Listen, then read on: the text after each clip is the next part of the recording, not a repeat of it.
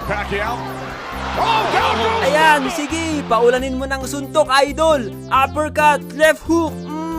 Nilamon ang suntok ni idol. Sakit nun. Uy, Jen! Ano yung pinapanood mo? Boxing, tito, laban ni Idol Manny.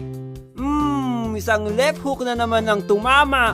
Grabe, ang bilis talaga ni Idol. Idol mo yan? Oo, tito, si Manny Pacquiao. Manny Pacquiao? Hindi mo ba alam na ako ang una nagpatumba kay Manny Pacquiao?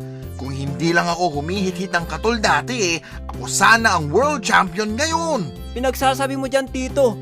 Alam mo bang kapag tinamaan ka ng kamao ni Manny Pacquiao, para ka na ding tinamaan ng shotgun? Shotgun lang? Napakahina naman. Ako, Jen, pag tong kamao ko tumama sa pagbumuka mo, para kang tinamaan ng basuka.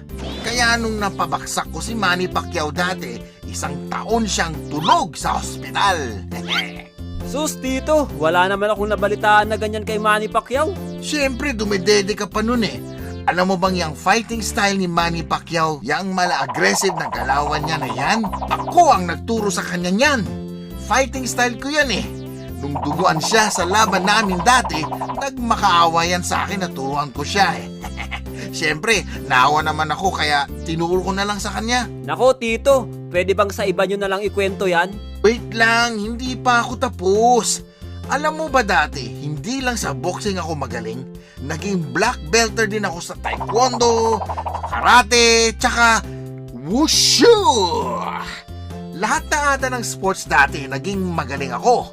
Siguro medyo bata-bata pa ako ngayon, champion na din ako sa MMA. Oo na lang, tito. Uy, si Idol. Idol, pwedeng magpa-picture? Sure, sige. Idol, malapit na ang New Year. Pwede, gawin mo ulit yung Happy New Year, everyone! Gusto mo bang matamaan ng shotgun? Joke lang, Idol. Ito pala, Idol, si tito ko. Sabi niya, minukbang mo daw lahat ng suntok niya nung naglaban kayo dati. Anong sabi mo? Anong minukbang?